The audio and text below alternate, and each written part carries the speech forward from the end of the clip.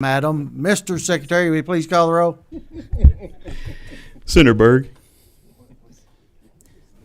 Senator Boswell. Senator Deneen. Senator Harper Angel. Senator Higdon. Senator Meredith. Senator Smith. Senator Westerfield. Senator Williams. Senator Wilson. Representative Blanton. Representative Bojanowski. Representative Bratcher. Present. Representative Dietz. Representative Dossett. Representative Freeland. Representative Fugit. Representative Gooch. Here. Representative Hart. Here. Representative Johnson. Representative Cook. Here. Representative Lewis. Representative Maddox. Here. Representative Massaroni. Here. Representative Proctor. Here. Representative Raymer. Here. Representative Sharp. Present. Representative Stalker. Present. Representative Stevenson. Representative Tackett Lafferty. Here. Representative Wesley. Here. Representative Thomas. Here. Chair Girdler. Here. Thank you. We're going to start with the Pledge of Allegiance, and Senator Naneen's going to lead us.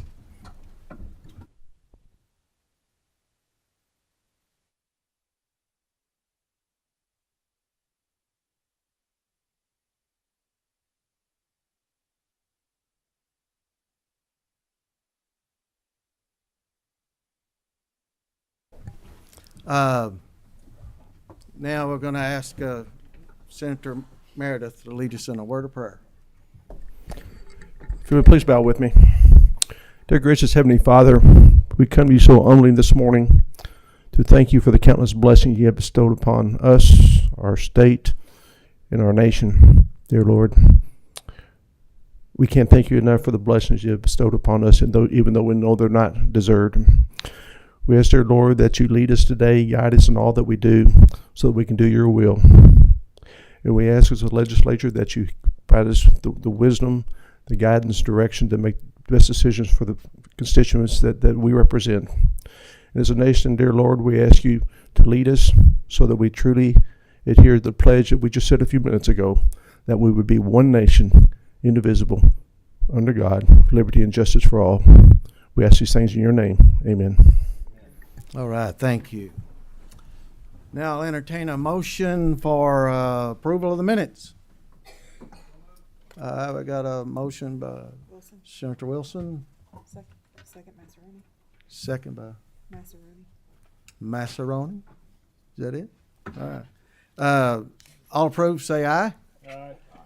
Any opposed, likewise? All right. Minutes approved. We're going to start with our distinguished veteran. And Senator Deneen, you want to go down there or you going to stay up here? I can sit up there at the table, I guess. If That'd be good. bring them up with me. While he's doing this, Representative Bratcher, can you tell us about the process of the coins? Yes, sir. Thank you, Chair. We are in the process of ordering some challenge coins, committee challenge coins. So if you're interested in ordering some, please let me know how many you want. They're going to be about somewhere between the range of $6 or so, maybe less or more, depending on how many we order. So just see me after this or send me an email so I can get you on the list. Thank you. All right. Thank you, Representative Bratcher. Senator Deneen, it's all yours. Thank you, Mr. Chair and committee members. I would like to introduce a special guest that's in the audience as well with me today, Gail Rice Lovasone. She's a longtime employee of DOD, and she's moved back into our district, into our hometown, so I'd like to welcome her. She's back here in the back. Our distinguished veterans today brought two individuals. We normally hear so much about our military members' service while in the military, some of their distinguished accomplishments, battles they fought in, the things that they have done while in service. I brought two individuals that not only do have great distinguished careers of 20 plus years apiece, But these individuals, I really think, exemplify what our veterans are all about, and that is the service to others. They have continued to serve their communities after retiring from the military. The first individual I'd like to introduce to the committee today is Sergeant First Class Doug Frederick. Doug has been a longtime volunteer throughout the community in Elizabethtown. He's very well known. He has served over 20 years in the U.S. Army. After his service, he's worked closely with our children at the local elementary school, volunteering as a teacher assistant, driving school buses, even this summer delivering food to those that needed it. He's worked closely with the Red Cross, with the Salvation Army, with the DAV chapter, with the American Legion. He continues his service with our local municipality by making sure the mayor and the city council get to where they're going. He has continued to help others by helping those that were displaced during Hurricane Katrina and helping them move to Kentucky. He continues to work with nonprofit organizations throughout the community. He works with our Parks and Recreation Department, making sure all of our city parks are the best that they can be. Time after time, I've called on Doug Frederick. As a member of our local environmental club, Green Space, he came to the aid to help build our local trails. He came to the aid to help build a 500-seat amphitheater, buying many of the equipment, all of his own dollar, all of his own time. But when you needed somebody to volunteer, it's not just one organization, it's multiple organizations. And for that reason, I've selected Sergeant First Class Doug Frederick with me today. So please give him a round of applause for his participation.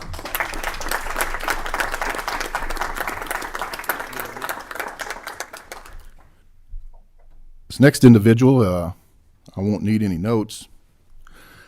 This next individual I've known all my life, literally. He served over 20 years in the U.S. Army as a military policeman and has been instrumental in our community after his service in the military as well.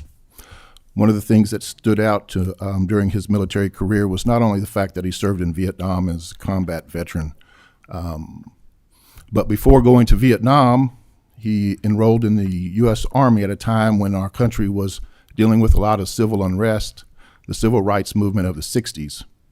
One of the things that kind of stood out was that he was called upon to escort James Meredith, the first African American to ever attend the University of Mississippi, to his classes.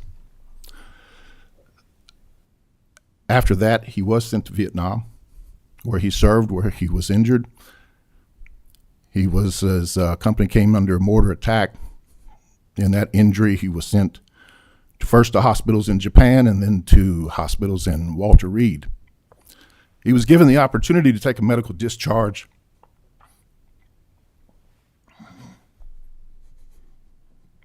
He chose not to. He served another decade in the armed services. After that, he retired. He served 20 years in the civil service. During that time, as a master craftsman, he built several training apparatuses for our soldiers that were in basic training in the armor divisions. His model, his wood shop and his wood skills also attracted the attention of Hollywood. Many of you may be familiar with the James Bond movie Goldfinger. My dad's exhibit model of the Gold Vault is highlighted in that movie. He's also starred in several episodes of Hawaii Five-0. I don't know if some of you are old enough to remember that. He was called upon to do some of that as well. So as a young child, I got to see a lot of different things from my father. But some of the things I'm most proud of are the things that he did after the military. He served in the Masonic Lodge. He rose through the ranks there to become eventually into the Shrine Club, where he rose through the ranks to be president there, where he raised millions of dollars for COSAIR's charities and children's surgeries, helping hundreds, if not thousands, of families pay those medical bills. While doing that, he also served as president of the Lions Club, where he traveled around giving free eye exams to students throughout our elementary schools, throughout the region. He's dedicated his time and his efforts to the History Museum in Elizabethtown, serving on their board, and several other civic organizations. He's worked with the Knights of Columbus in an effort to, again, partner with others that wanted to serve others, to raise money for children. With all of that said, I'm most proud to call him my dad, Sergeant First Class James Deneen.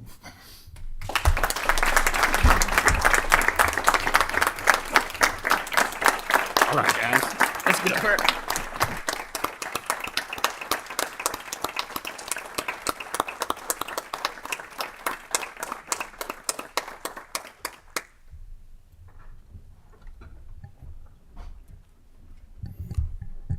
Thank you, gentlemen. We really appreciate your service and your dedication even after. And Mr. Deneen, we know that you're probably one of your hardest jobs is standing right next to you on the left. So we appreciate you doing all that and preparing you for this undertaking. So thank you.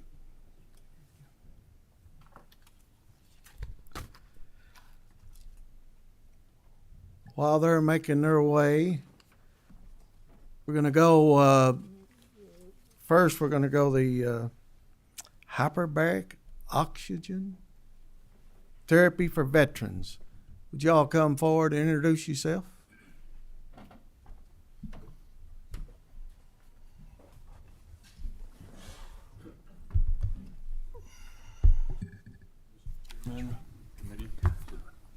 No. Yep. Press the button.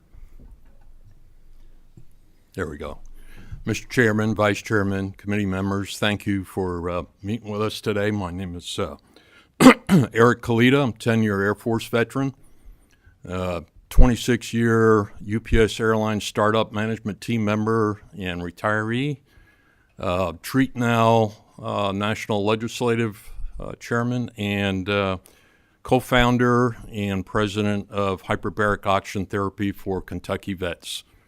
I'm honored to have next to me is, you want to introduce you? Go ahead. Yeah, sure. My name is Jeff Gant. I'm a former Marine and retired Air Force veteran. I'm one of the benefactors from Mr. Kalita's program here. And once he's done with his presentation, I'll just give my testimony on how it's impacted my life.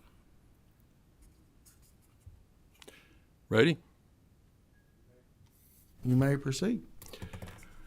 Okay. This body enacted House Bill 64 back in 2018, the Colonel Ronald D. Ray Traumatic Brain Injury and Treatment Act. My brother-in-law, Ron, was no longer with us, succumbing to his Vietnam combat invisible wounds in July 2020. Untreated TBI post-mortem brain analysis confirmed CTE for the Colonel. That is why I'm here today to speak to you about helping those veterans like Ron who suffered the long-term effects of untreated TBI before it's too late. I'm here asking to finish the work we began in 2018 and help fund $1.5 million over 2 years of treatments like 5 of 10 other states have already enacted have done. We distributed a 24-page report on the economic impact of TBI PTSD vets in Kentucky to the Speaker of the House in late June. Your members should have received this. And it contains all the detailed data on how we delivered the estimated economic $484.4 million annual income impact to the state. We'll cover the costs in greater detail on slide 15 and 16. We are asking for $1.5 million over a 2-year period, or $750,000 per year, with an average cost of $12,000 to $15,000 per veteran. The 2023 Kentucky population is approximately 4.5 million. Federal Medicaid, Medicare funding is about $9,145 per veteran, per resident, fourth highest in the country. Approximately $15,000 CMS state funding per resident. TBI veterans return to work, it's approximately 50% return on your investment, $12,500 versus $25,000 in the first year. Unknowns to everybody, 20 years of war in Afghanistan and Iraq delivered 70,000 IEDs to our troops. Dr. Pearl, a DoD study published in Lancet Neurology, reported in the New York Times in June 16, 2016, the injury is physical and not just emotional, but is treated as psychological injury. 7,000 deaths in 20 years, 450 TBI vets, represent an average of 29 combat deaths a month for 20 years, or 3,656 TBIs a month for 20 years. 53% Army, 18% Marines, comprised of 71% of the TBI vets that we're currently dealing with based on their mission of boots on the ground during the 20 years. So what are TBIs? They're concussions. The three most common are direct impact, accelerated deceleration injury, and blast injury. And the fourth is penetrating, which is much more rare even for combat vets. 40% of Iraq and Afghan vets diagnosed with mental illness. And that's just 49% of the vets who are enrolled in the VA. 51% are not enrolled. 51% of the vets that served in Iraq and Afghanistan were National Guard and reservists. And so they're back in your districts right now as we speak. 20 suicides per day on average for the last 15 years, 7,300 per year, 146,000 have taken their own lives. The VA number says it's 17 a day. That's 124,000 that have killed themselves. The VA stopped reporting Guard and Reserve numbers in 2020. Zoloft and Paxil are the only two FDA-approved drugs approved for PTSD. There are zero drugs approved by the FDA for TBI vets. 847 million opioid pills were delivered to 4 of 8 CMOPs. Those are consolidated mail outpatient pharmacies where 80% of the drugs are distributed to veterans outside the VA. Created 679,000 opioid use disorder vets. That's an average of 156 opioid tablets per veteran. Per the Journal of Clinical Psychiatry in November 2011, the VA spent $717 million on drugs that do not work. 2014, Oklahoma was the first state to legislate hyperbaric oxygen therapy for TBI vets. In most cases, opioids were prescribed to treat the pain experienced by vets with TBI PTSD. Nearly all the antidepressants carry FDA black box warnings urging caution in 17 to 24-year-olds because of the increased risk of suicide. They're still prescribed today. Exact same drugs. Here's a 2-minute video testimonial of Greg, an Army chaplain that went through TBI.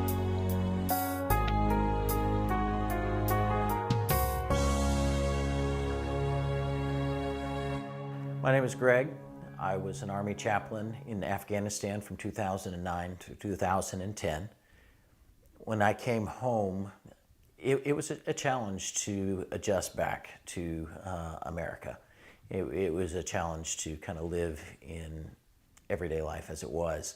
I was struggling with a traumatic brain injury. I lived in constant pain, headaches every day, was taking 6 to 9 Advil a day. Found myself suicidal, wrestling, and ended up in the VA, and ended up being way over medicated, and life was muddled and foggy. I was struggling to figure out how to think. I couldn't think anymore, and that began a roller coaster of trying new medications, going off medications, and every 6 weeks going on one and then coming off of them. And I was angry, I was bitter. I found myself highly anxious, and it was affecting every layer of life, from work to family. And finally a friend ended up recommending that I try hyperbaric oxygen treatment. And to be completely honest, I was a little nervous about it. I was very skeptical about it, but it worked. And I didn't notice anything right away. It was probably 5 dives in before I began to notice a difference. But I began to sleep again, and I could start to think clearly again. I could see colors again.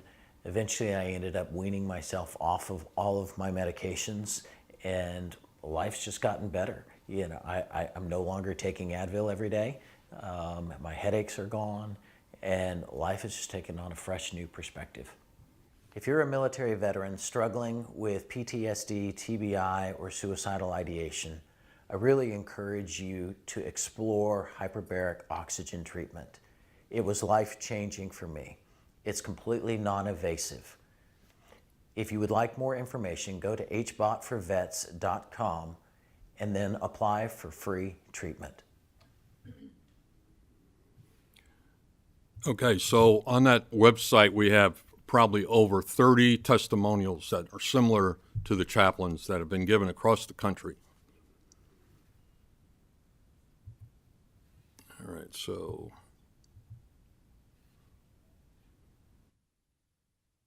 And this website right here is a YouTube website we set up where all the veteran testimonies on there if you want to go visit and listen to some of those. So we have a Vietnam Medal of Honor winner.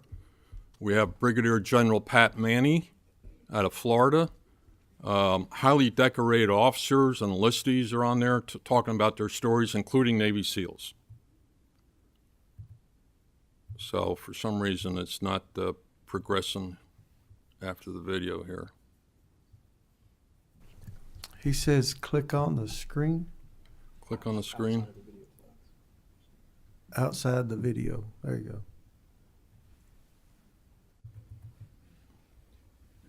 Go ahead and hit escape for right now. The escape key.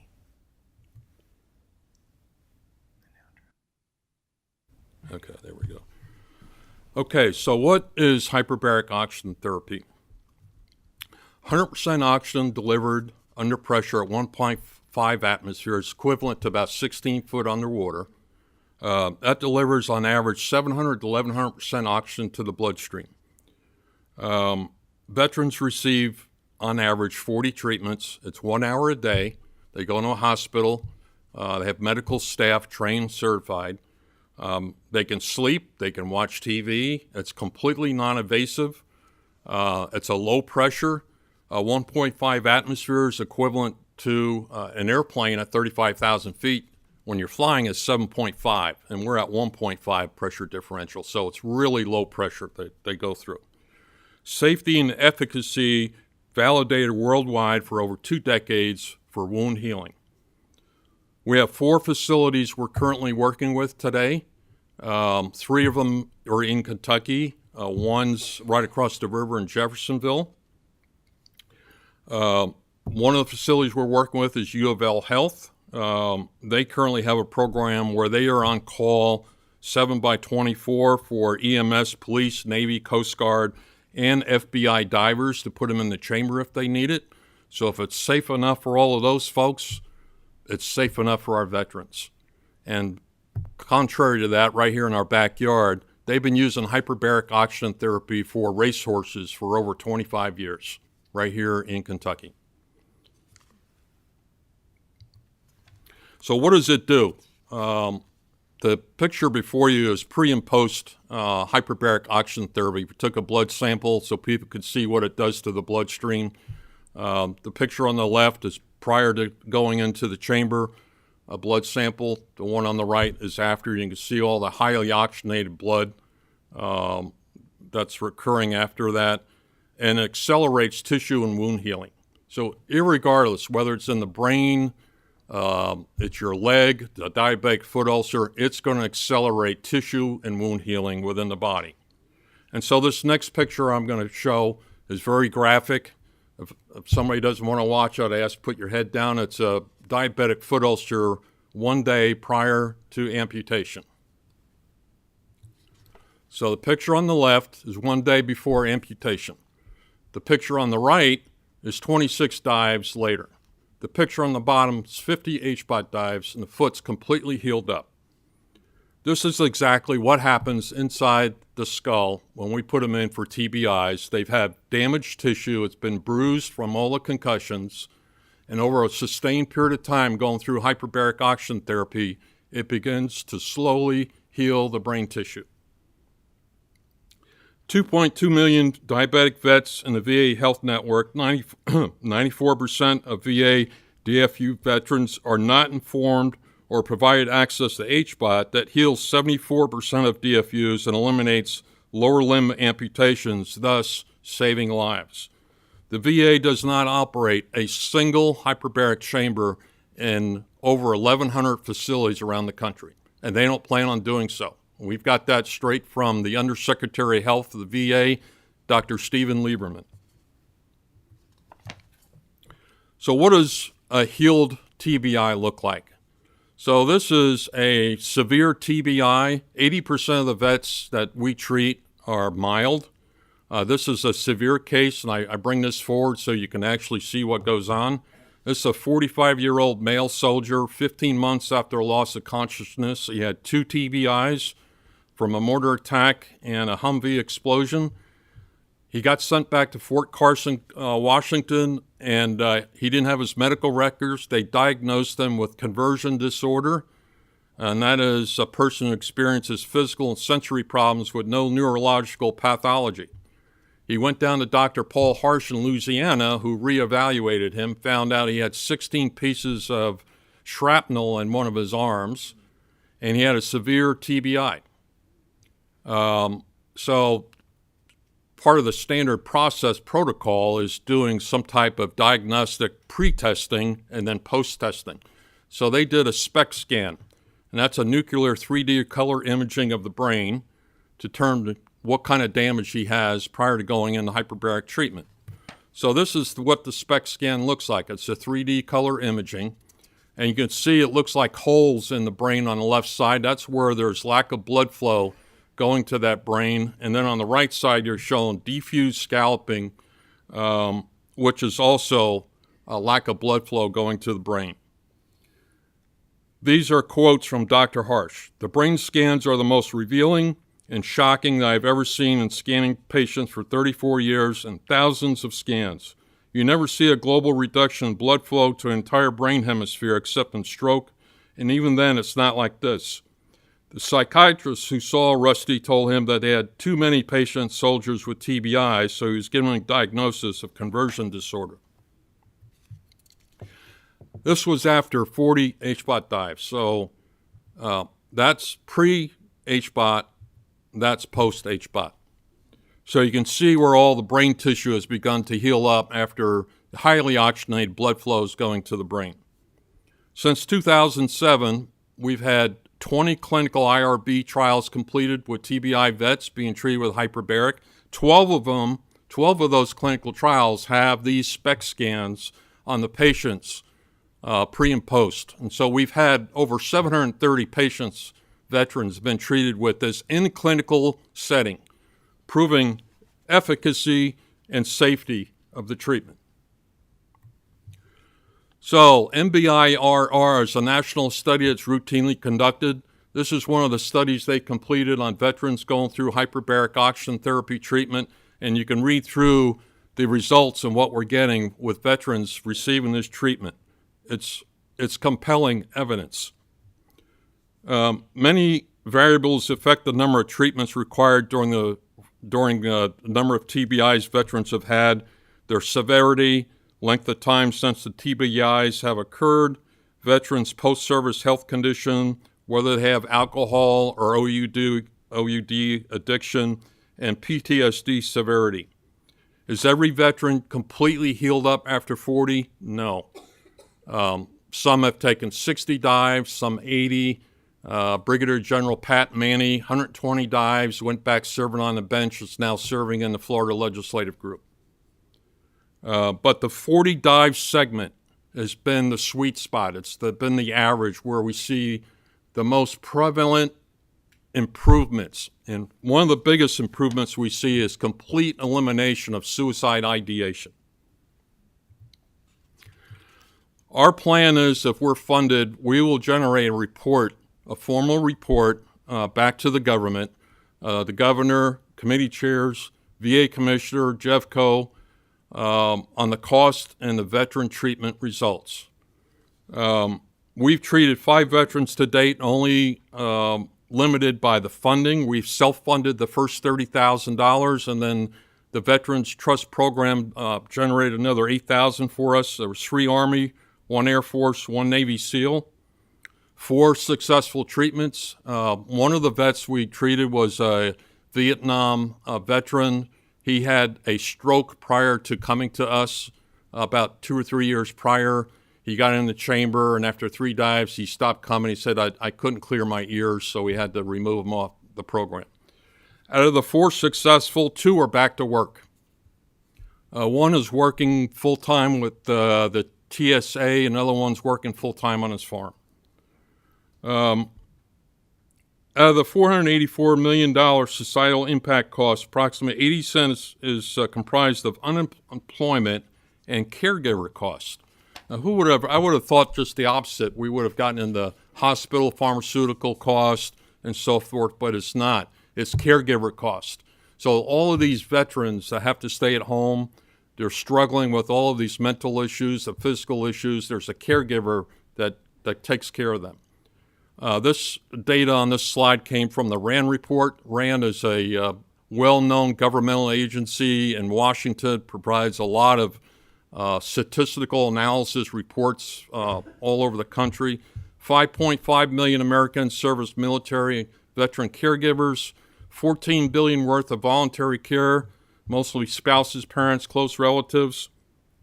37% of post 9/11 caregivers are 30 years old or younger, resulting in long-term financial and economic impact.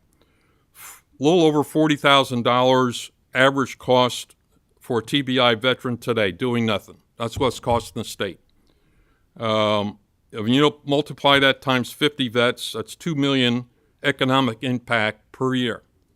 If we just return 50% back to work, a potential $1 million return on investment minus the $750,000 for the treatments, it's a $250,000 positive cash flow. Unemployed veterans, about 32.7 million a year right now. 11,311 unemployed vets. That's about $2,800 per vet. Times 50, that's another $144,000 positive cash flow. We get them back in the working environment. So we legislated in 2018, got House Bill 64 passed. That was unanimous. That's now 217, 930, 942.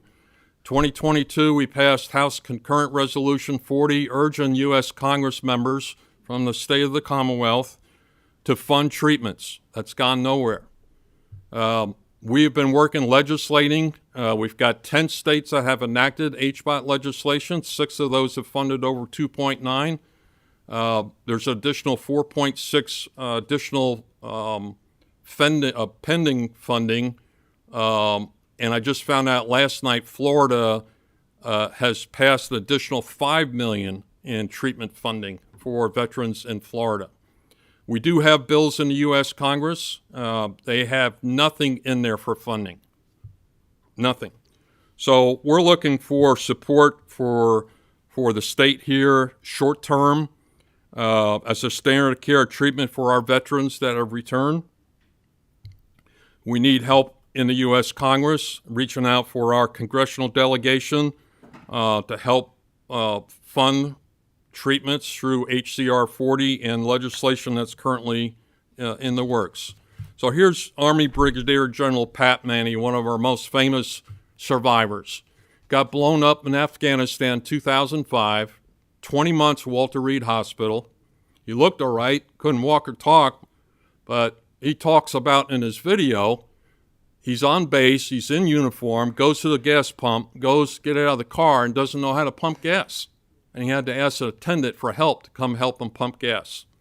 120 dives later, he goes back serving on the bench, retired as district court judge, and now is Florida legislator advocating HBOT for TBI vets. And here's another video here. This is dated. It's not 2014, but it's 2 minutes long, and I think you're going to find this interesting. All right, let's see. Well, sorry about that.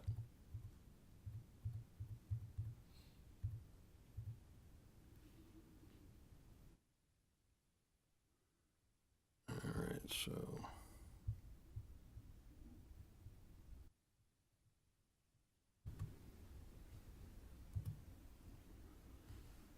All right.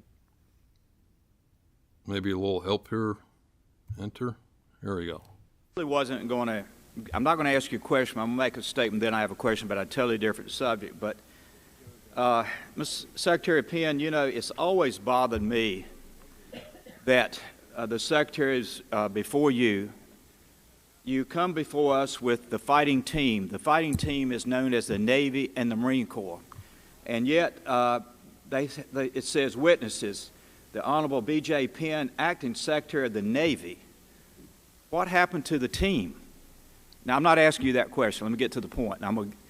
Then I'm looking at, in 2002, Marine Corps Commandant General James Jones, United States Naval Institute annual meeting, April 4th, 2002. Question: legislation has been introduced to rename the Department of the Navy. What is your view? This is the answer from the Commandant. The Secretary of the Navy, Gordon England, has no objection. The CNO, Chief Naval Operations Admiral Vern Clark, has no objection. I have no objection. It's what it is. So if it passes, we're happy with that. Maybe that's something that is an idea that lawmakers believe whose time has come. Well, I'm not going to ask the CNO. I'm not going to ask the acting secretary. I'm not going to ask the commandant. I'm not going to put anyone on the spot. But I will tell you that one of the things that has bothered me greatly, with all that's being done by the fighting team, Navy and Marine Corps, that when a Marine dies and the Secretary of the Navy sends a condolence letter to the wife of a Marine who gave his life for this country,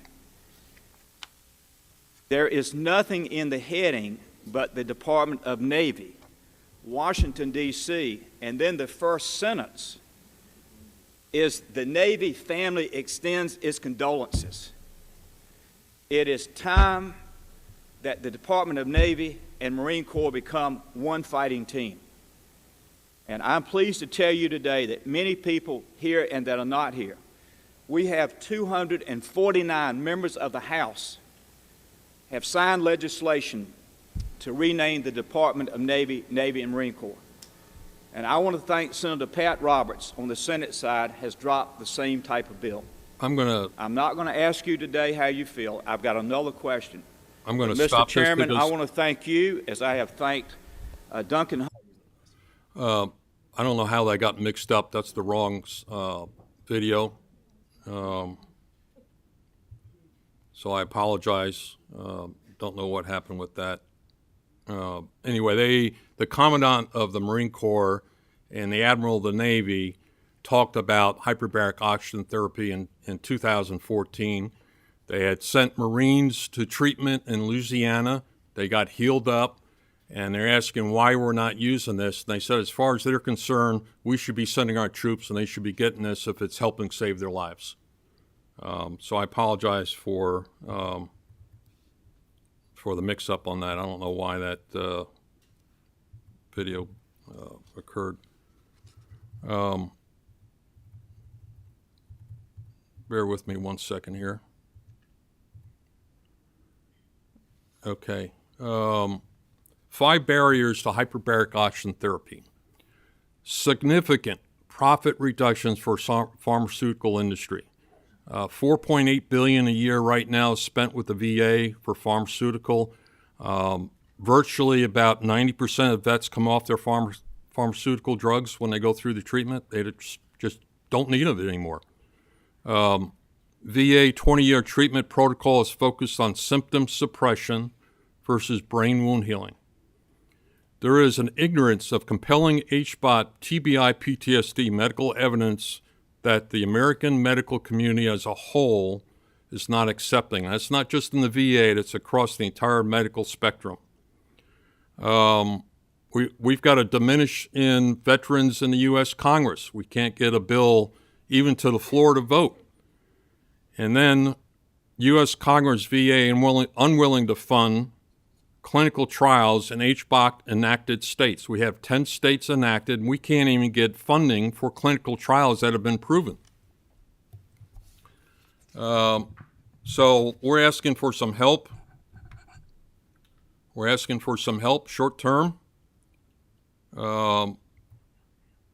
with the treatments. Here's the summary on the cost benefits. Average cost right now per vet, $40,186, doing nothing. Medicare average annual recurring cost per mild TBI patient is $25,023. And if all 12,050 TBI Kentucky vets under CMS estimated $300 million a year.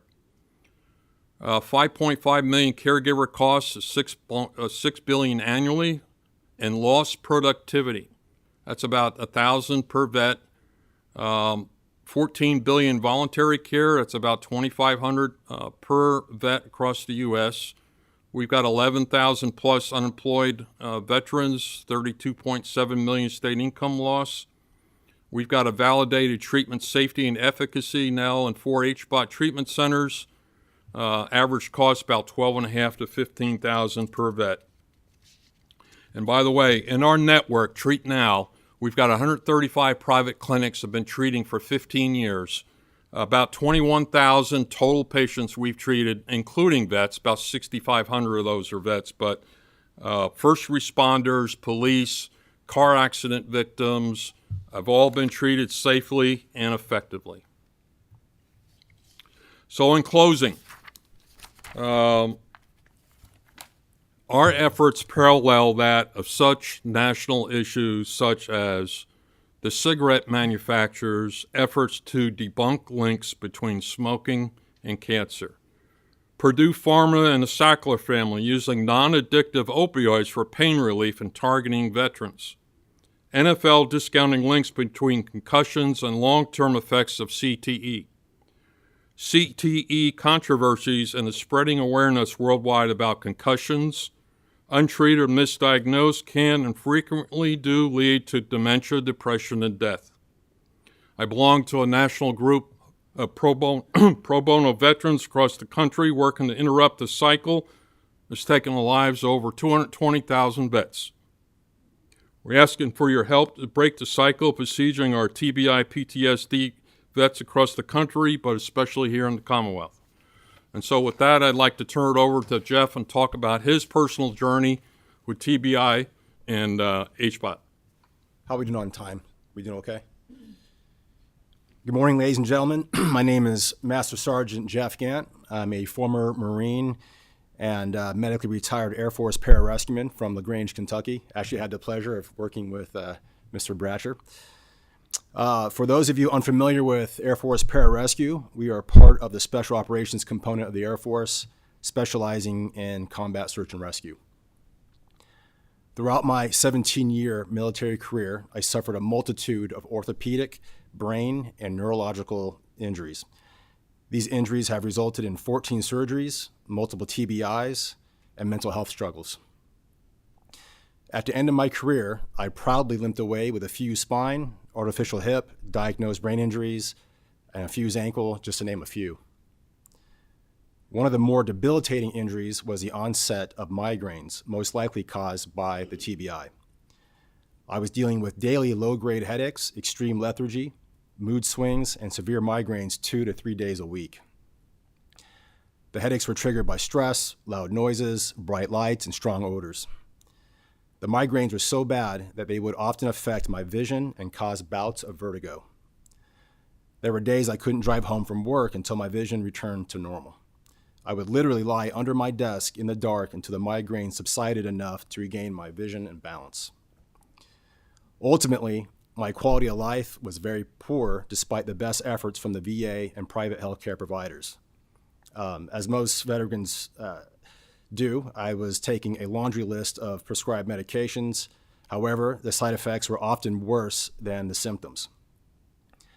I decided to stop taking my medications after I came very close to taking my own life. The drugs were creating a whole new set of problems for me. In my search for alternative treatment solutions for myself and my fellow veterans, and through a stroke of fate, I was introduced to Mr. Eric Kalita with HBOT for Kentucky Vets. Eric was gracious enough to offer hyperbaric therapy to me. He provided me with 40 hyperbaric chamber sessions, which I was able to accomplish in a relatively short period of time. All of this at no cost to me. Even though the primary objective was to reduce TBI symptoms, I experienced significant physiological improvements throughout my entire body. While there's no magic bullet for everything, hyperbaric therapy has far outperformed any other medication or modality I've tried in the past. My hip and ankle pain was reduced by no less than 50%. I still experience light sensitivity and the occasional migraine. However, the frequency and intensity has been substantially reduced. I have not experienced a single adverse side effect, and the results appear to be permanent. That's certainly more than I can say about the harsh medications I was taking before.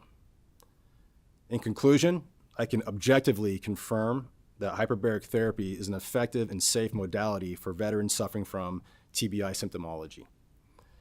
It's non-invasive, non-habit forming, and it's cost effective compared to taking prescription medications for a lifetime. Thank you. Mr. Chairman, thank you for your time. I very much appreciate it. Thank you. We have a couple of questions. We're going to let our own Dr. Berg start it off. Thank you, sir. Interesting presentation. Very interesting. Here's my basic question. I actually was chief of diagnostic radiology at our local VA here for about 6 or 7 years. And no, we do not have, the VA system does not own their own hyperbaric chambers, but they are readily available for our vets if needed. We have multiple available in the region, including southern Indiana, so the region. Exactly what is your ask? I mean, if the neurologists or the psychiatrists feel that this is appropriate for their patients, they are free to refer. So I'm not sure what you are asking from us, because it's available if they deem it to be needed. Are you asking for us to retrain our physicians as to the efficacy of this? Or are you asking for the VA just to buy their own hyperbaric chambers and offer it? I'm not sure. I'm asking. What's your question? What's your ask? I've worked this for the last 8 years. Across the country, there's 1,156 hospitals with wound care centers, hyperbaric clinics. So they're widely available across the entire U.S. to all the VA hospitals. They're already there. The infrastructure in the U.S. is here for treatment. They just have to be referred. In the state of Kentucky, I have identified 35 different hospitals across the entire state that has hyperbaric wound care centers. They also are widely available. Nobody's being recommended by the VA. The vets are coming to us. They're coming for us for help because they're committing suicide, they're overdosing on drugs, they've gone through the whole drug protocol, it's not working. They're not getting healed up. And so when they come to us, they're broken, and we heal them up. I don't know. You'll have to talk to the VA in Washington and ask them why they're not referring guys. I mean, it's the medical evidence is compelling. If you look at the 20 clinical IRB trials that have been completed since 2007, these are highly respected medical doctors, neurologists, general surgeons. These are not voodoo doctors. They're well respected across the entire country doing these clinical IRB trials, and the results are just what I've shown you here today. So are you asking us to advocate to our physicians to utilize this therapy more? Yes, ma'am. Okay. Yes, All right. I am. Thank you. But Thank I'm you. also asking for funding. We're ready to treat. We've got the facilities. They've indicated they will treat vets. We've got a law passed that allows vets to go into treatment if they have a diagnosis. They've served our country and ability to pay. And so, like I said, we funded the first 5. I'm asking for additional funding so we can help treat these guys and get them healed up. Ma'am, can I add something to that? Yeah. So I come from a community where the majority, if you spent 10 years or more in special operations, there's a good chance you've had concussions and you're gonna be spit out with a TBI. And working with my peers and discussing these treatment options, we're all part of the VA. We're all in that system. Never once have they offered hyperbaric therapy treatment. That's never come up with my providers and on any occasion. So that's why we're looking for outside sources for if this I may treatment. follow up, it is because it is not considered the standard of care. And we do not have data to support. We have data to support that in the acute situation, hyperbaric chambers may help. I mean, the goal is to get oxygen to the cells so that they can repair themselves. That's what we're doing in hyperbaric chambers. And we have data that shows if you have living tissue, it works. But if you have dead tissue, you have chronic injuries, it will not revascularize and revitalize that dead tissue. It does not work that way.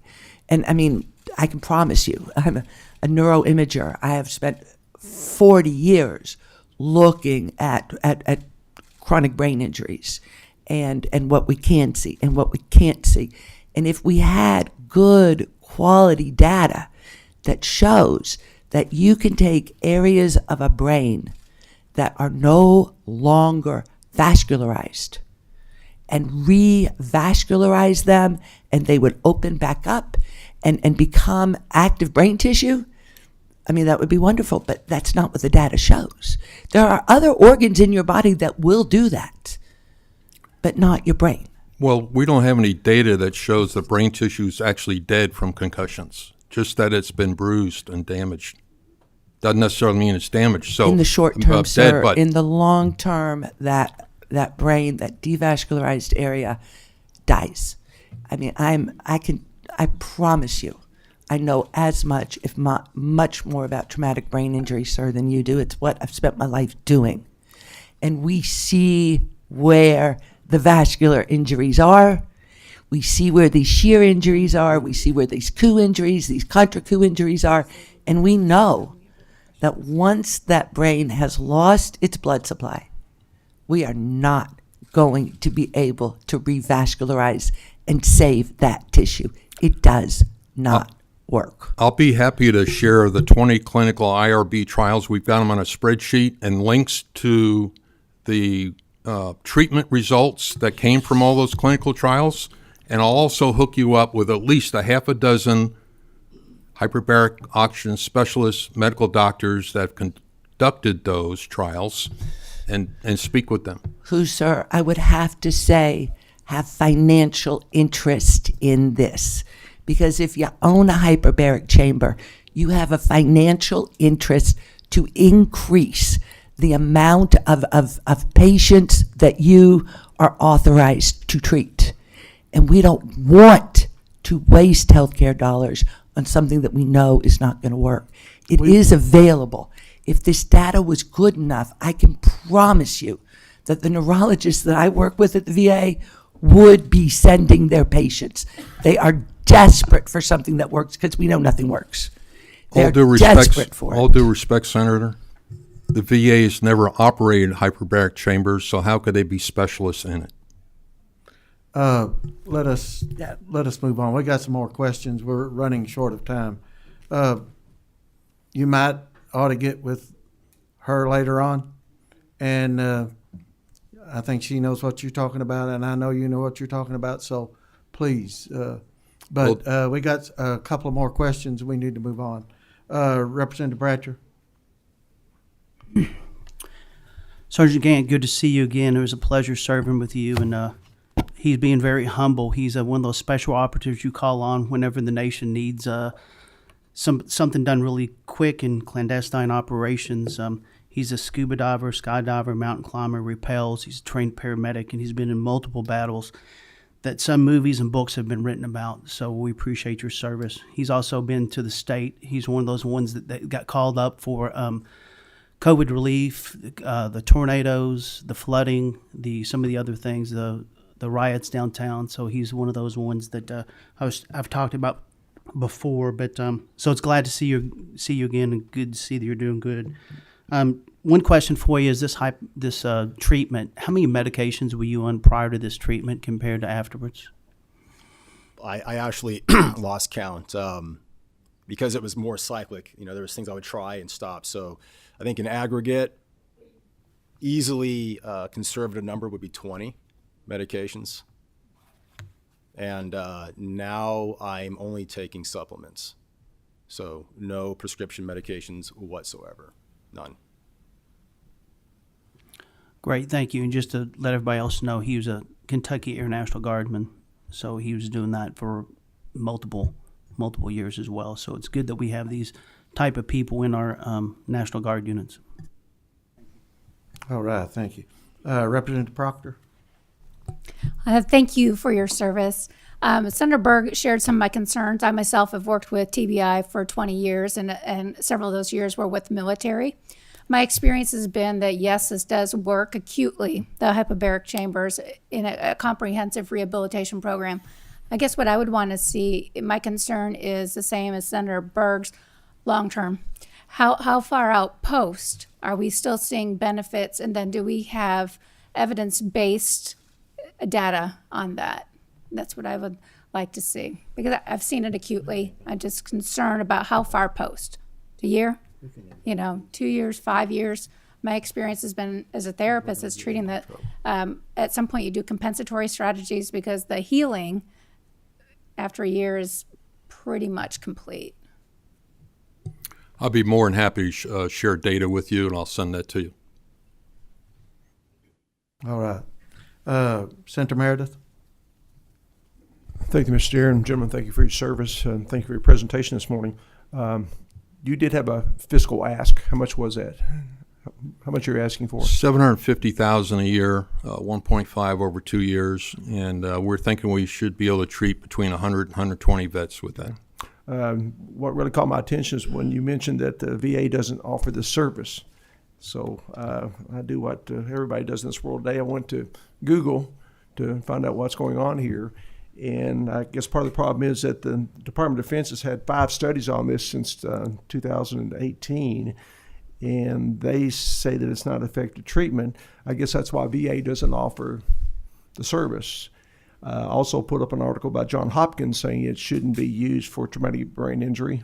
But I put up another article from Mayo that said can be used for this purpose. So obviously it's still in the research kind of phase. And I think what you're really asking is to give you $1.5 million to do kind of our own clinical study, because you said you would provide us with reports as to the efficacy of this thing. But I think it is interesting that Department of Defense doesn't support this. I also read a report from the Government Accounting Office. It's verified their reports and said don't think it's effective. So we're conflicting information here, but this will be part of the discussion we'll have to have when we come back at session in January. But I do appreciate the information and appreciate your testimony today. And again, thank you for your service. I'll be happy to send the clinical trial data we have to everybody here and spreadsheets, and you can click on the links directly to the test data that was developed from those clinical trials. I appreciate that. I think it goes back to, again, it's just not a fiscal ask. You're actually asking us to do our own clinical study here. That's a decision that we have to make, whether that's our purpose or not. But again, thank you. I appreciate it. Thank you. Senator Higley. Thank you, Mr. Chairman, and thank you, gentlemen, for your service. Certainly appreciate that. My question is $750,000 a year and treating 100 veterans. tell me exactly how this money will be used. Is it where's it going? Is it going up to pay? Actually, I'm sure there's ways that service can be paid for through either some Medicare, Medicaid, private insurance. How's this the 1.5 million? How's it going to be used? 100% of it goes towards testing and treatment. I cover all the administrative charges on my own. So we drug and alcohol test every vet before they go into treatment because they can't get in the chamber under the influence. If they exhibit any type of under the influence parameters during treatment, we pull them back out and retest them again. If they test positive, we pull them out of the program. They got to be drug, alcohol free when they go into the chambers. That's a standard. We do some pre-testing before they go in. We do what we're planning to do here is spec MRI brain scans before they start treatment to validate their diagnosis and how much damage they have from the concussions. And then we put them through 40 HBOT dives. So it's one dive, 1 hour a day, 5 days a week, Monday through Friday, until they complete the full 40. There may be some lapses in between there, so anywhere from 2 to 3 months. And then when they complete treatments, they go back in and get another spec scan to validate whether the treatment's been effective and whether the tissue's been healed up. We also do right eye testing. That's a new testing. It's computer generated. It's been approved by the FDA since 2018. 70% of your sensory information comes from your eyes into your brain. That right eye testing can measure deficiencies in eye to brain movement. We record all of that. It gets recorded on a sheet pre and post, and we use that as analysis for determining whether concussion's been healed or not. So there's no, our nonprofit, we're all pro bono. We don't take any salaries. We don't take any money at all. 100% of the money goes towards treatment and testing. Okay, one final question, Mr. Chairman. Tell me a little bit about your organization, HBOT for KY Vets. I'm not familiar with it, so could you maybe fill us in where you're located? We're right here in Kentucky. After my brother-in-law was diagnosed, we legislated House Bill 64 in 2018. And immediately after that bill was enacted, we went forward with creating a 501c3 nonprofit here to raise money to help treat vets that had TBI PTSD. And so our functionality at the local level is helping raise money to try and get treatments for vets in need. We have a board of directors comprises of Colonel Ron Ray's wife Eunice Ray and 2 other people. And at the national level, we're working with other states trying to help legislate this treatment for TBI vets across America. Thank you. Thank you, gentlemen. And the information you could send to the to Miss Jessica here, then she can get it sent to all of us. So thank you all. Thank you all for your time. Very much appreciate it. Now we got one of our own, Senator Yates. We ran quite a bit over, so he'll be brief. Thank you, sir.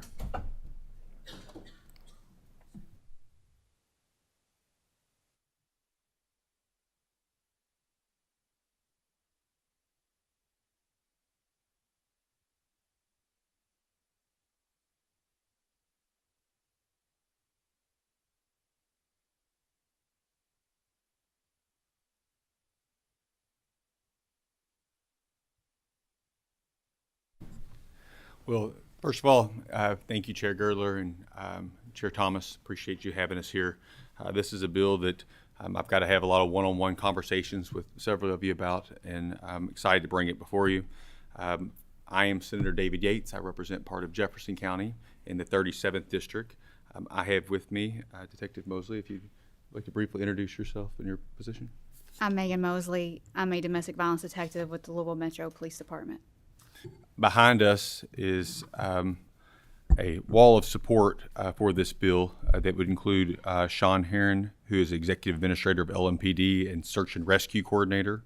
Sergeant Lee Burke is LMPD Domestic Violence Unit. Detective Lauren Carby is LMPD Domestic Violence Unit.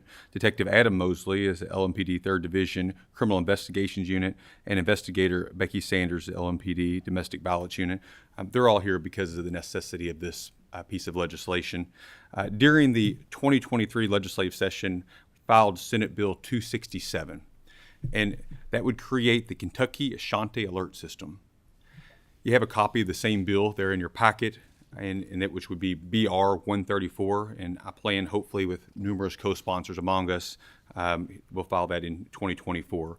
Ashanti Billy was a 19-year-old woman who was abducted on September 18, 2017. She was taken in Hampton Roads, Virginia. 2 weeks later, authorities discovered her body in Charlotte, North Carolina. It was 350 miles away.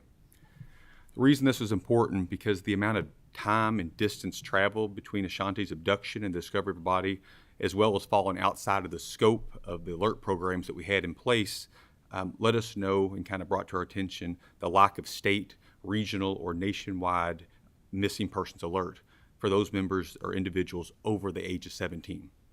The AMBER system that so many people are aware of is though for under. Unfortunately, when someone's son or daughter or someone reaches over the age of majority, it falls outside that. So in December 31st of 2018, the Ashanti Alert Act of 2018 became law. The Department of Justice put that in place, but it established a voluntary nationwide communication network to aid the search and rescue of missing persons over the age of 17. They put that in place so that states could individually pass legislation so they could act in conjunction with each other. Most states have done that. If you see on our map, we have not. The law establishes under Ashanti, the law establishes the voluntary work. Think about the Amber Alerts, the Golden Alerts, Senator Denise Harper Angel, that's worked so well. This Ashanti Alert would provide the rapid dissemination information to law enforcement agencies, the media, the public, for adults who've been reported missing, along with information regarding their suspected abductor. Now, a lot of people worry about, well, how's this going to be used? Is it going to be everywhere? It's very narrowly tailored onto it. Detective Mosley, beside me, she approached me in support of establishing the Ashanti network early last year, maybe even the year before we started talking about it. But through her work as a police detective and all these individuals behind us here, they witnessed firsthand, year after year, the importance of being able to require assistance from police departments throughout Kentucky, but also in Indiana. It's lies between us who already has this in place. We have this breakdown in communication. And Detective Mosley, if you wouldn't take just a couple minutes to give us examples of why we're here. Sure. Good afternoon. I was directly involved as the lead investigator in a domestic violence kidnapping that occurred in April of 2022. I got to watch a 1 minute and 7 second video of a young lady being drugged out of her place of employment, her job, by an alleged boyfriend. Through the course of my investigation, when I reached out to attempt to locate any type of an alert that may have been available, I was told Kentucky doesn't have anything for you, doesn't have anything for this victim. So I had to find other routes at that time, but I know, and I'm part with other investigators specifically, just not within my police department specifically, if that alert would have been in place, it would have saved so much time and gotten the information out there so much quicker, which I know our victims deserve to have that. I know that I always try to view things where if that was my daughter, my son, or if that was me that was missing, I would want to know that I had people who were actively working to find me.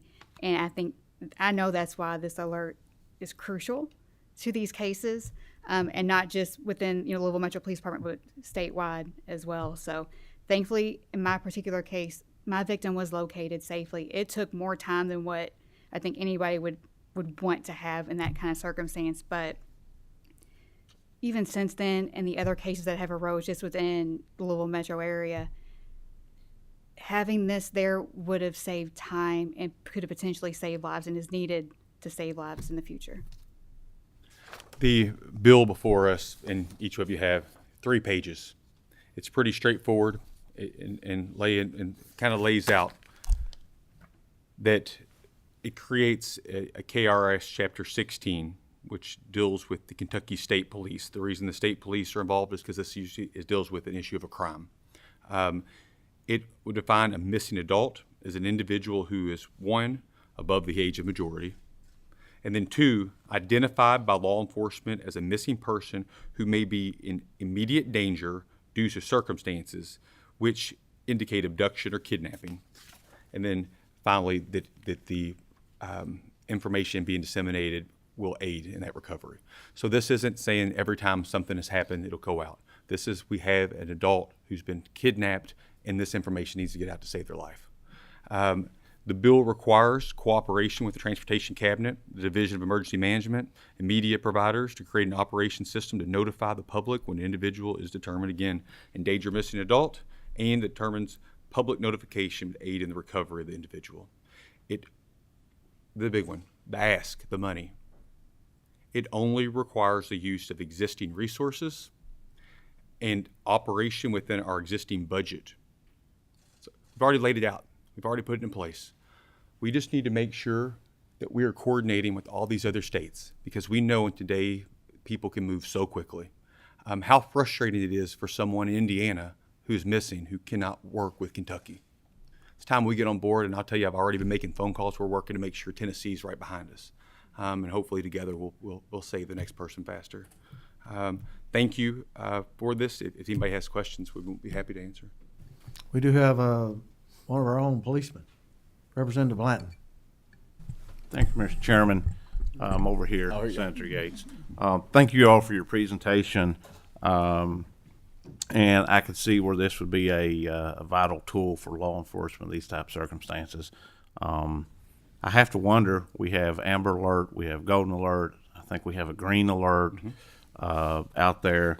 Why we aren't just looking at an alert in general when certain criteria is met without having to constantly come back and redo legislation for a catch-all of any individual that comes up under suspicious circumstances, while we can't put some kind of an alert out there.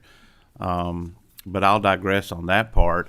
Certainly supportive of what you're trying to accomplish here, but I do have a quick question. You sort of addressed it, but I'm going to start asking more of these questions as we have legislation that is requiring the state police to do certain things. Because I remember our old saying in the state police was when legislation would get passed like this, they expect us to do more with less, because there's always things that says, well, KSP will do this or KSP will do that, but it requires oftentimes more manpower, more resources to do it, and there's no funding to back that up. And we need to make sure that we properly fund them to do this. I don't think this would cost a whole lot more, since we already have all the other alert type systems in place. But just out of curiosity, have you spoken with anyone within KSP to see if it would cost any additional funds or require any additional manpower? Well, lucky today we have, with the golden alerts that went out in place, the executive administrator of LMP and the search and rescue coordinator is here with us. They're behind us. And so although she switched over to LMPD, she continued to be able to work that up. What we've done is we've put it in a system that is in place to put it out, but it has certain qualifications that you have to. The Amber Alert, because of the way the federal system for the highways, it is very limited in scope. The other alerts that we've been able to use is like the Green Alert, if a missing impaired veteran. The Blue Alert is a peace officer's been killed or injured. So that's qualification. The Golden Alert would not be under necessarily Kentucky State Police, because there's no crime there. It's about a search effort into it. And then the Amber Alert with the abducted child has limitation. The Ashanti is, like Detective Mosley testified, it fell within this hole where they couldn't, because you have a young person that wind up being over the age of 18. And because of that one piece in there, they couldn't use the system. And so this, and I still say teenage, it's a child, wind up being missing too long. and they found her body. This would simply allow them to use that same type of alert. But that's the positive. You're right. We've got the technology in place. We have the information, the way to disseminate it.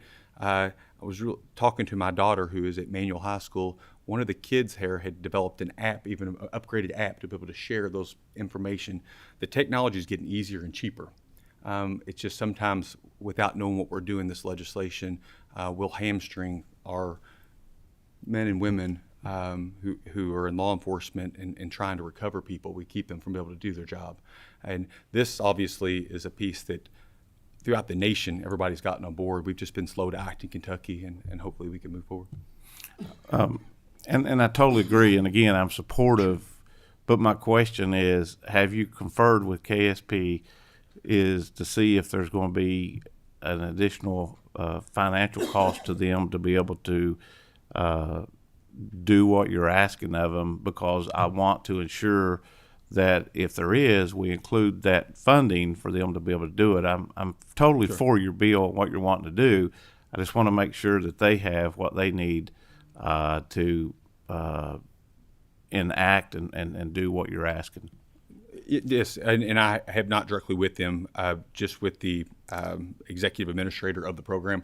But I'm all for you. We'll fund it, so I'll make sure I get on there to. And I know it may be de minimis in small amounts, but I do agree. We may say too many small amounts; they do add up. So pennies make dollars. That's yes, right. Sir. So if there's something there, I'll make sure when we get the legislation, we got that in place. And I appreciate your support. Very good. Thank you, Senator Yates. Thank you, Mr. Chairman. All right, thank you. You may need to get a fiscal note, I don't know, but appreciate it. Got one more question. My good friend, Senator Harper Angel. Thank you, Mr. Chair. I actually have a comment and a suggestion. First of all, I want to thank you for bringing this legislation. As has been mentioned, and you mentioned as well, I passed the Golden Alert in 2008. We later removed the age limitation. In 2012, the Blue Alert was established. 2019, my friend Senator Embry passed the Green Alert.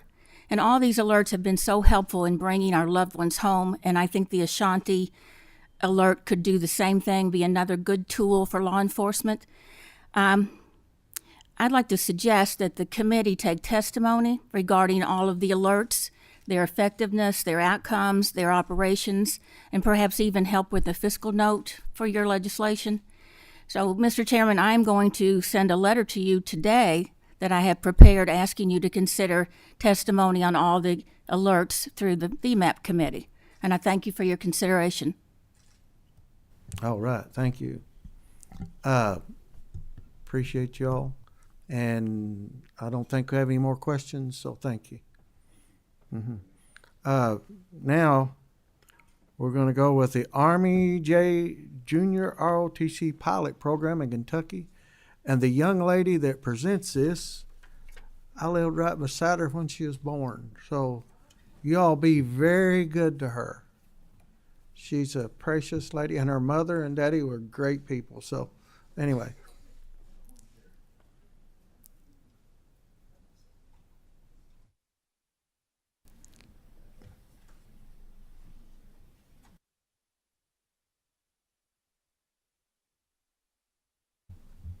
While they're getting ready, I saw on TV or internet or whatever that we only have 10% junior ROTCs in the state of Kentucky.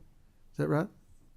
Only about 10% of the schools, and we get 30% of our recruits from junior ROTC or from ROTC. So that's very important because we're down 25% on recruits. So that's a good lead-in for you, Beth. I don't think so. Green light? Okay, now green light's on.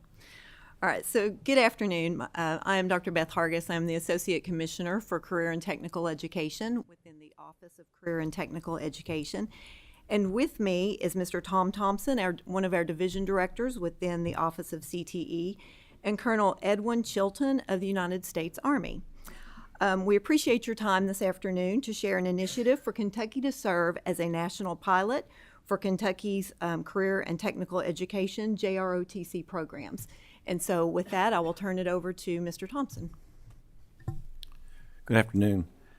Currently in Kentucky, we have around 8,038 students in JROTC spanning all four military branches. Of those, about 70% of them are Army JROTC.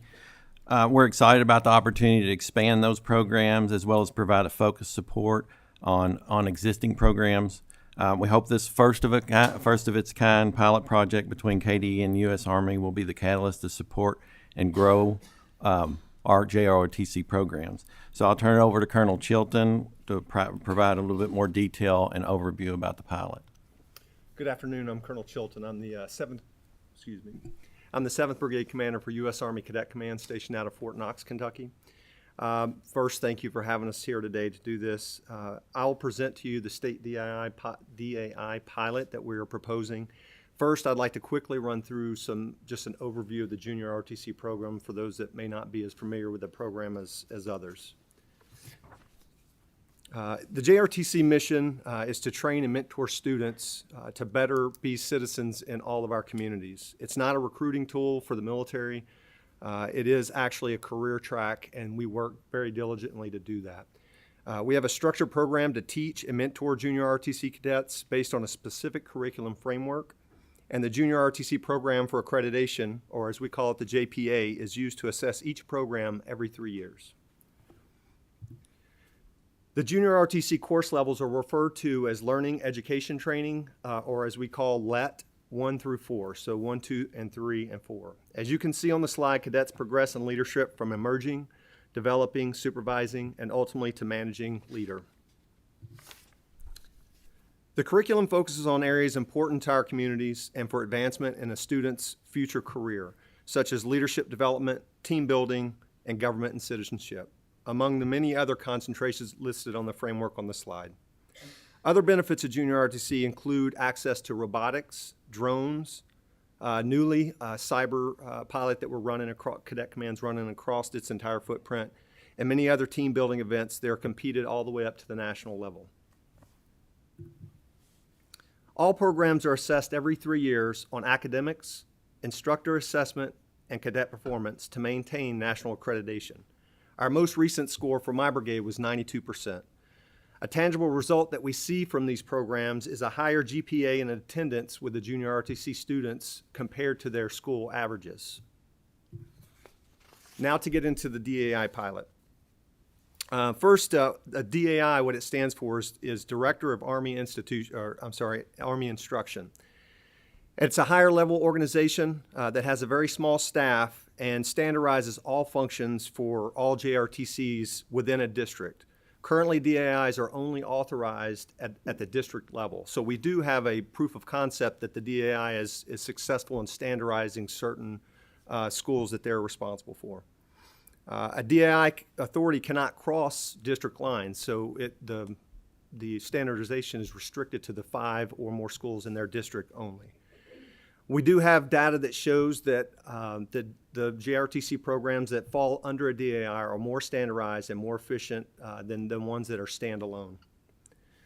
The junior instructors and DAI teams work for the schools or districts, so they don't work for the military, they actually work for the schools and districts that they work for. The Army's responsibilities include running a very detailed background check and then ensuring that the retired service members meet Army standards such as height, weight, and physical abilities. We will also help message to retiring and those already retired service members for placement and provide a list and maintain that list of qualified applicants. Currently, Kentucky has 62 JROTCs. We have 5 additional that are NDAAs, which means the school pays 100% of the instructor cost, but the military does, or DOD does, invest the money for the drones, the cyber, and things like that. So a total of 67, but 62 that actually fall under the JRTC. A DAI at the state level would allow crossing of district lines. So that one DAI at the state level would be able to standardize all 62 of the Kentucky JRTC programs. The standalone of Kentucky makes it a perfect state to do this DAI for. If it's successful, we Cadet Command would implement this across the entire nation. So we would look at every state that's similar to Kentucky and implement this at that level. So Kentucky would be the first state to do this and recognized as the pilot for that. At the bottom of this slide, you see the concepts for the DAI headquarters that we're proposing. So some of those include, one, oversight of command and control and co-curricular activities, improving property accountability, cadre management, cadet retention, and overall just the progression of the Kentucky JROTC schools. On this slide, we've included roles and responsibilities on the top left. Again, improving oversight in the admin and logistical processes, assisting schools with hiring and retaining the best instructors, and then being a brigade primary POC for my brigade. Number two, our assessment criteria that we will use on the DoD side is in the bottom left, and what we'll be looking at is the JPA that we talked about, the assessment. So we'll look at that performance, student enrollment, co-curricular participations, instructor vacancies, misconduct allegations, and then lastly, flippals, which are basically investigations for property loss. So those are things that we do now for all 62, but the one headquarters here would help standardize and work a lot of those issues. The breakout of the DA headquarter personnel, that the headquarters that we're talking about hosting here is in the top right corner, total of 6 personnel. And Ms. Hargis will go a little more detail on the budget for that in a couple slides. The proposed timeline is in the bottom right corner, and it's a 3-year pilot on our side. I realize that you have a 2-year budget time frame, but on the bottom right, you'll see that timeline. We also realize now, as we've went through this process with you all, that the funding will not be available for the state until 1 April of 2024, if approved. So that would push this timeline to the right about 2 quarters, which is not an issue, but just to clarify on the slide there. Pending any questions on the actual DAA pilot, I'll hand it over to Mr. Thompson, and I can wait till the end unless you have questions now. Thank you. So I'd like to just reiterate what Colonel Chilton has covered. You know, from a KDE perspective, we're looking at consistent JROTC implementation and oversight, high-quality instructional recruitment, the equipment and materials piece, instead of them being standalone programs, it'll all be funneled through this particular program. Increase in instructor efficacy, because, I mean, we'll be hand in hand with them in the hiring process and that recruitment. Instructional rigor and relevance, student achievement. Industry certification that is tied to it is the 3-year certificate for training in JROTC. And then there's going to be increased collaboration between Office of Career and Technical Education and the Army. And in that collaboration, there's some other things built in that are just kind of side effects of this. So there's heavily involved in STEM on this. So some of the things in that, health science and nursing, engineering, computer science. They do VEX robotics, archery, drones, virtual reality, and military. We can use those military mannequins that they use in that program in our health science and nursing program. So some of the equipment that crosses over and the teaching aspects of that can be used side by side. So I'll turn it over to Dr. Hargis. Thank you. So, and now we come to the fun part. You know, how much money do we need to make this happen? So in order to implement the pilot as presented, we're asking for just over $1.2 million in the next biennium budget to include base salaries and fringe for the 6 positions.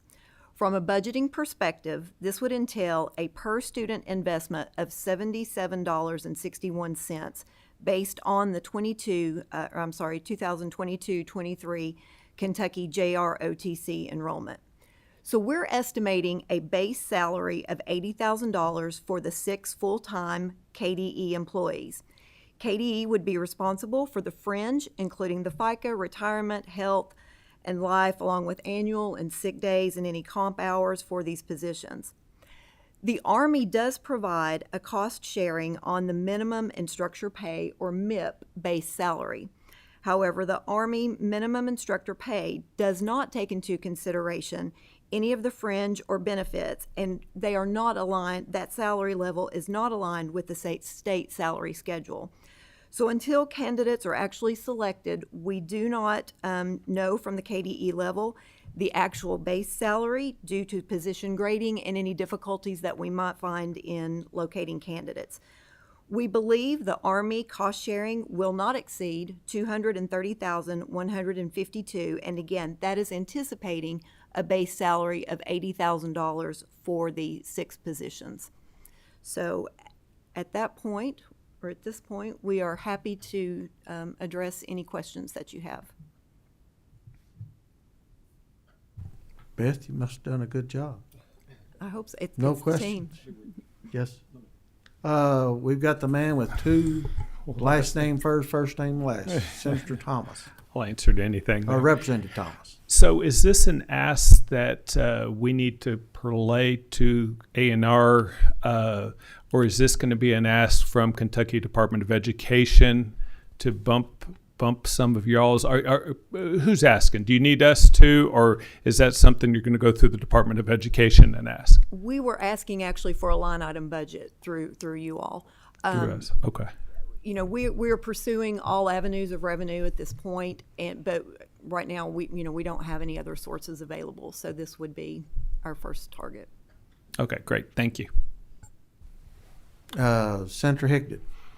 Thank you, Mr. Chairman, and thank you all for the presentation. Personally, I don't think there's a better program anywhere than JROTC, and I'd like to see it in every high school in the state. I think it's that type of a program that takes a lot of kids that are young people and gives them direction, and but I'm a little, I guess, questions about the 6 personnel. Are they retired military?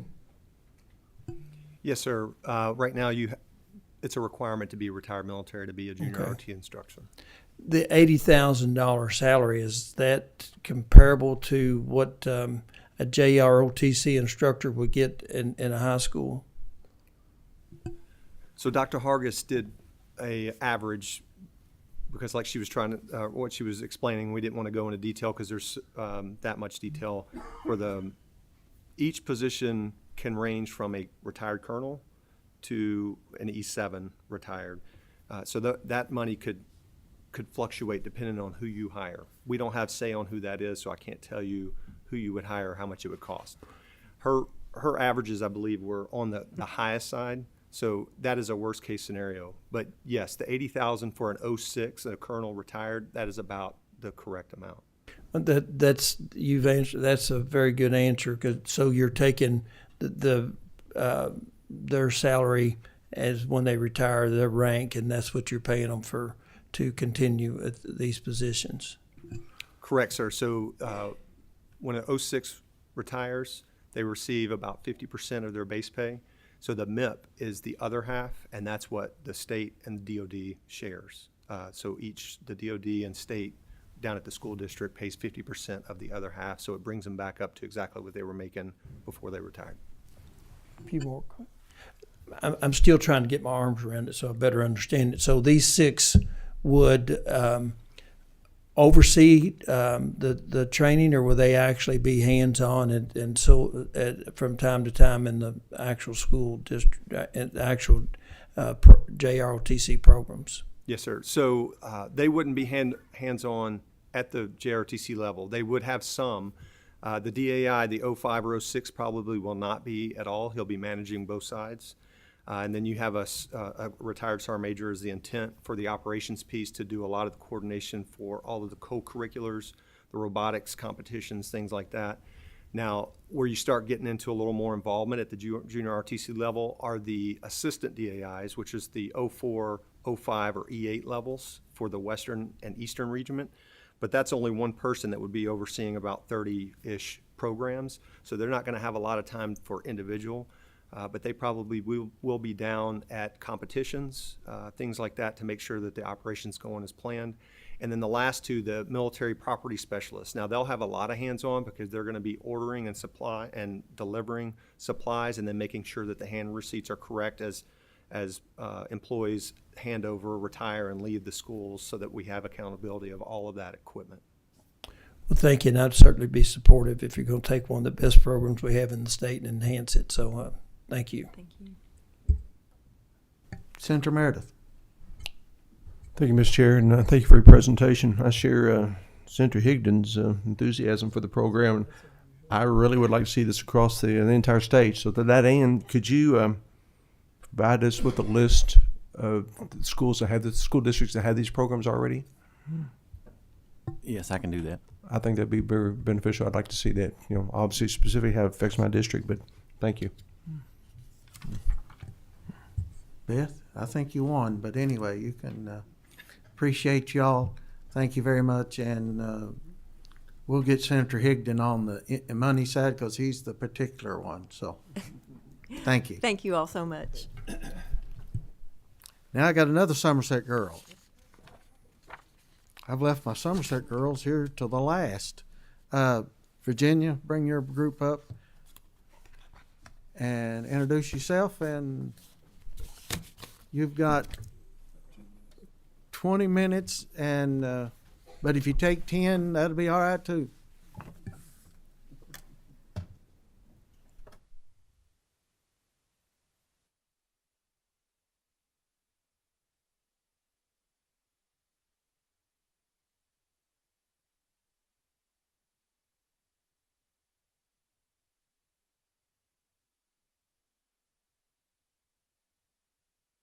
Yeah, it's out there. It goes. Okay.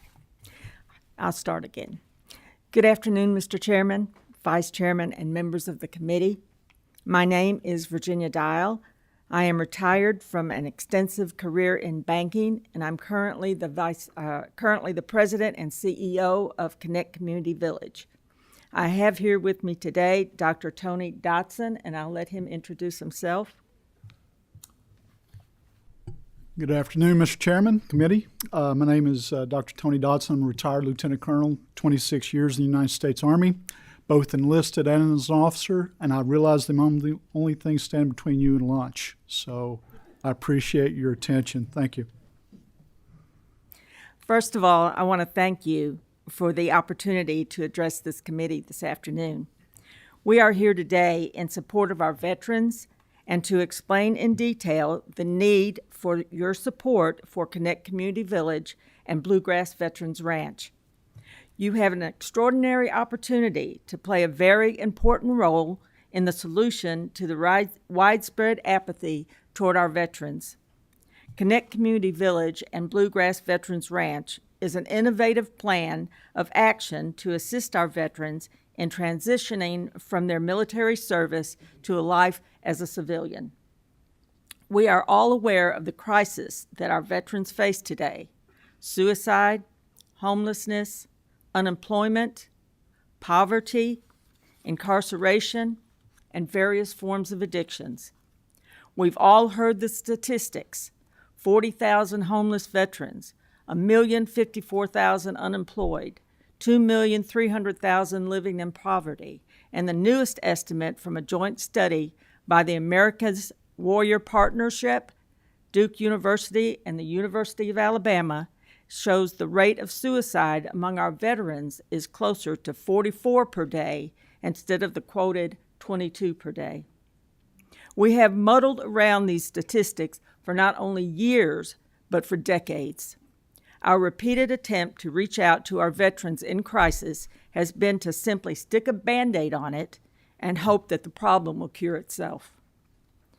But no more. It's time we recognize the unique needs of our veterans and stop trying to fit them as square pegs in a round hole. Connect Community Village has created a more precise response to the specific needs of our veterans who have returned home. Our veterans deserve the very best that this country has to offer, and they deserve it now. They don't have the luxury of waiting months or even years. They have earned the right to every resource and support available to them so that they might have a higher quality of life, free from the stress and fear of hunger, poverty, and homelessness. With your support, we can start today on providing our veterans with a better way of life. The moment we walk out of this committee room, we can begin. Connect Community Village and Bluegrass Ranch is a 501c3 nonprofit organization. And with a side note, no director, president, officer, CEO, or anyone that is connected as an officer of Connect Community Village by their bylaws cannot earn a penny or receive $1 from their contribution to Connect Community Village. So it's not a for-profit for anyone. We're not out here to make a dime off of our veterans. We're here to serve them. We have been 7 years in researching and traveling the country to formulate the best working practices of other similar initiatives. We have taken away the best possible practices from each location to create a unique pilot community that will succeed in helping our veterans overcome their life issues with trauma and their difficulties in acclimating themselves back to a civilian life. The National Center for Healthy Veterans in Alta Vista, Virginia, and the Community First Village in Austin, Texas, were just two of the main locations we visited. Both have shown the success of the tiny house independent living concept. After our lengthy but much-needed research, we have formulated a strategic plan with the purchase of 20 acres located on the beautiful countryside of rural Somerset, Kentucky. It is essential that the location be in the area that will offer a serene, tranquil, and peaceful environment for a holistic, therapeutic community to be successful. What makes us different is that the ranch will be a living, breathing, therapeutic, tiny house community that will be self-governed by veterans for veterans during their one-year residency.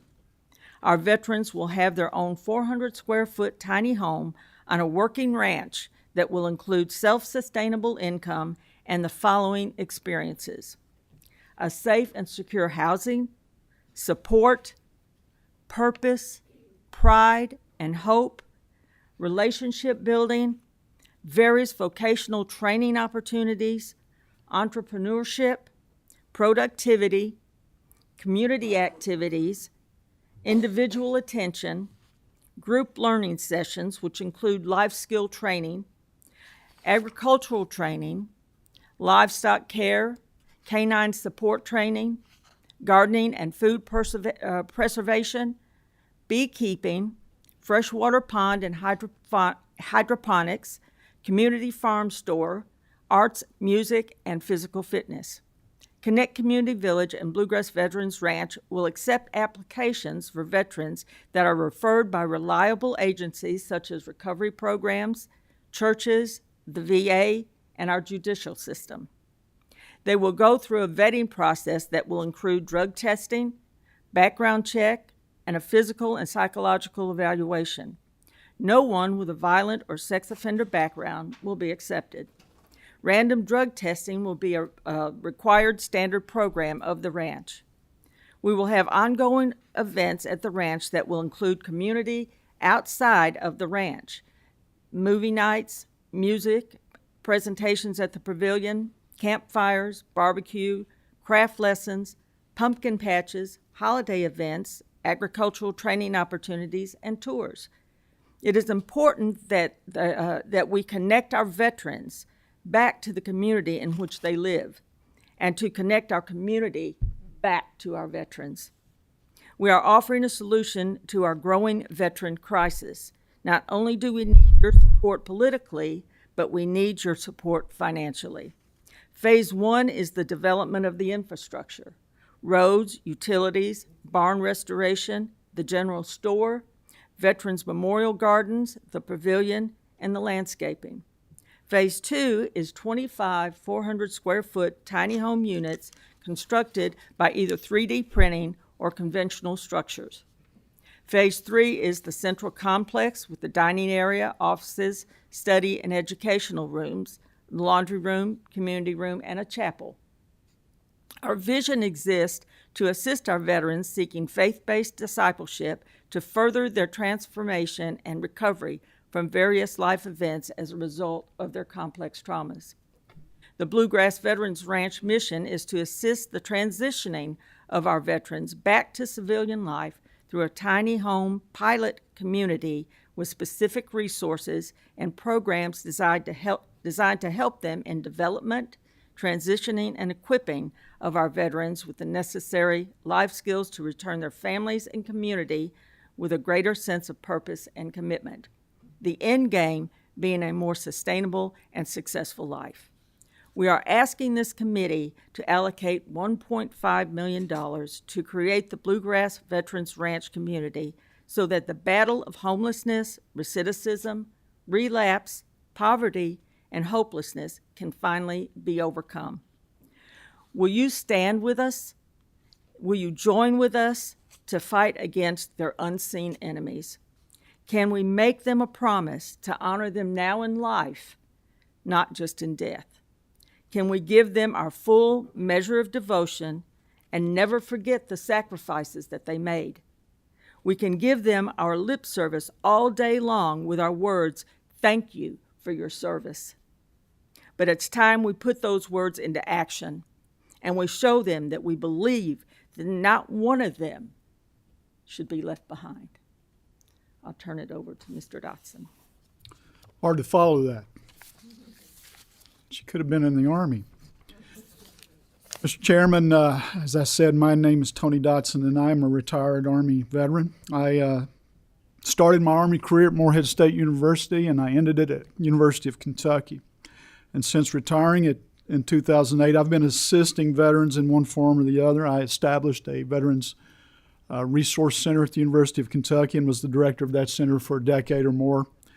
And I now work for Addiction Recovery Care, helping them establish a veteran treatment program in Somerset, Kentucky, specific to them. They have found that their veterans stay in treatment 5 days, which is obviously not enough.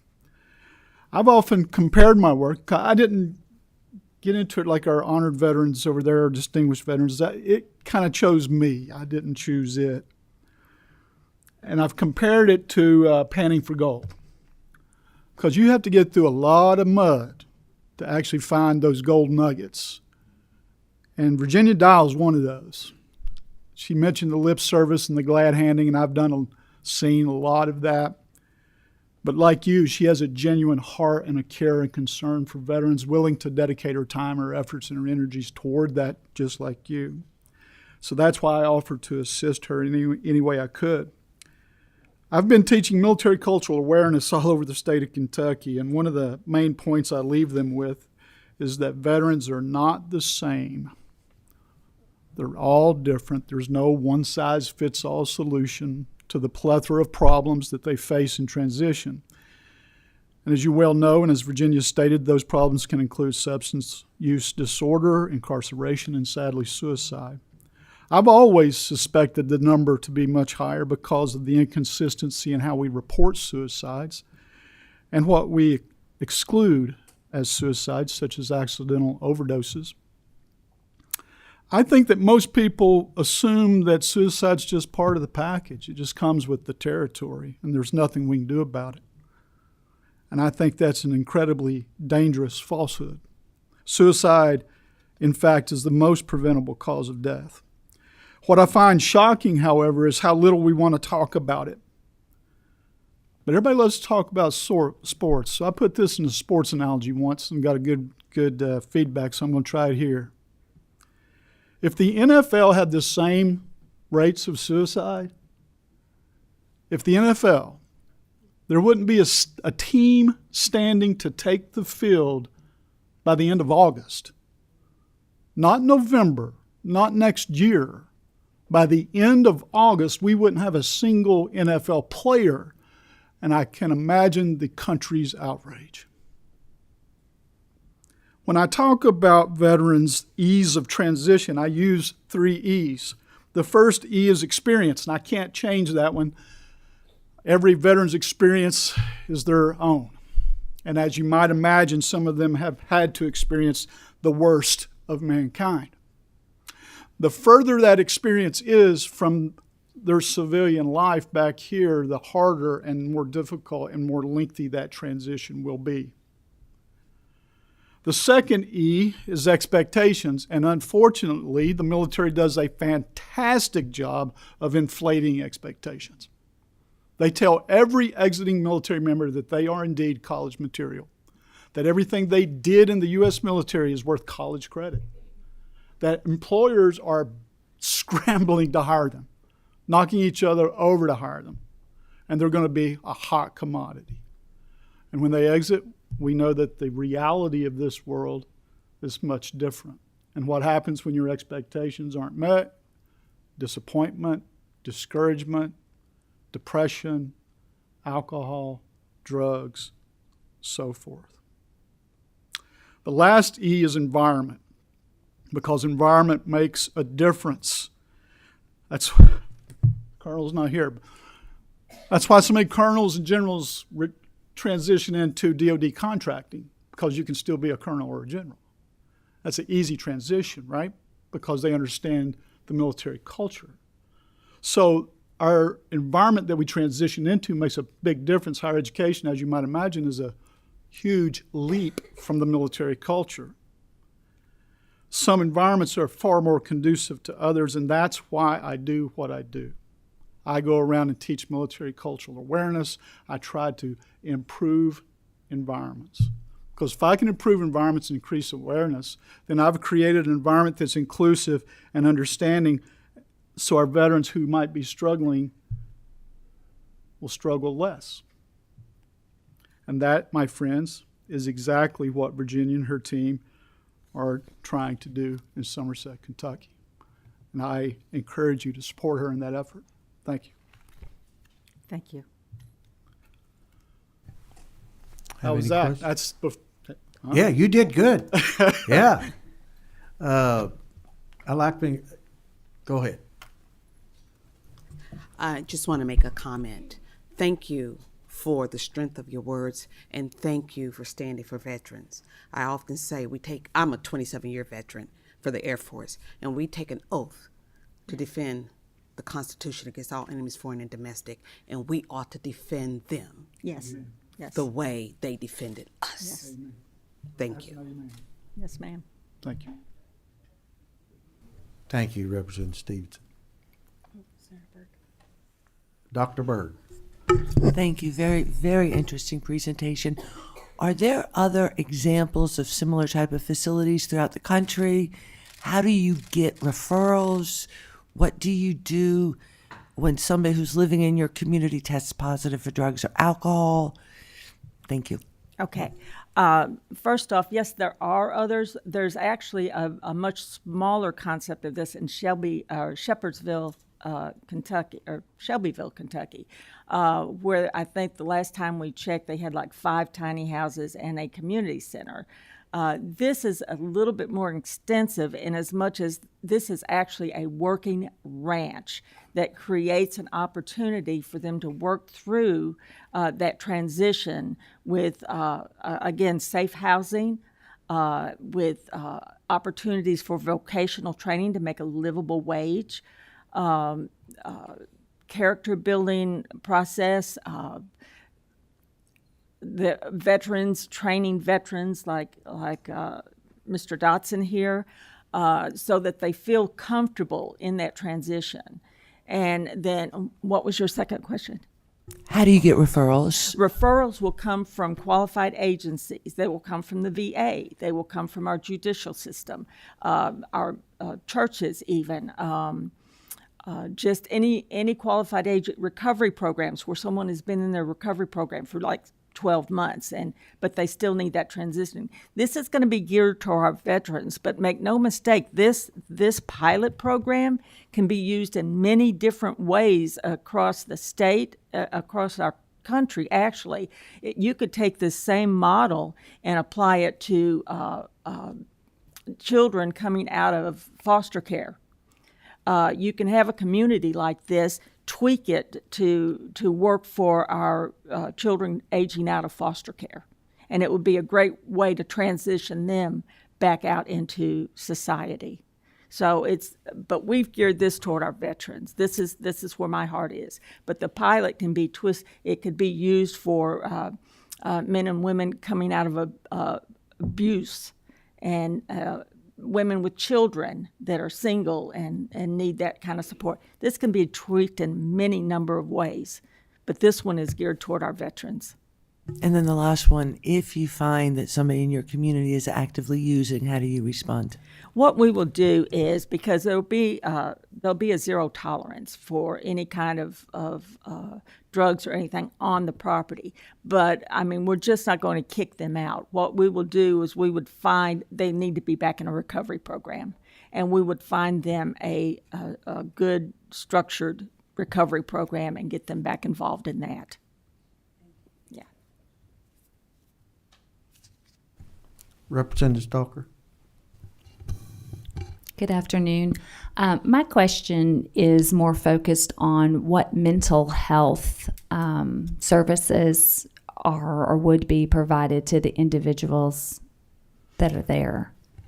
We would have an array of different resources and programs that we will have come on board that would give them the mental services that they would need according to what they need. That's why we would do the psychological evaluation prior to them coming in, to where we would know what that need was and fit the resource and the program to the veteran instead of trying to fit the veteran to the program.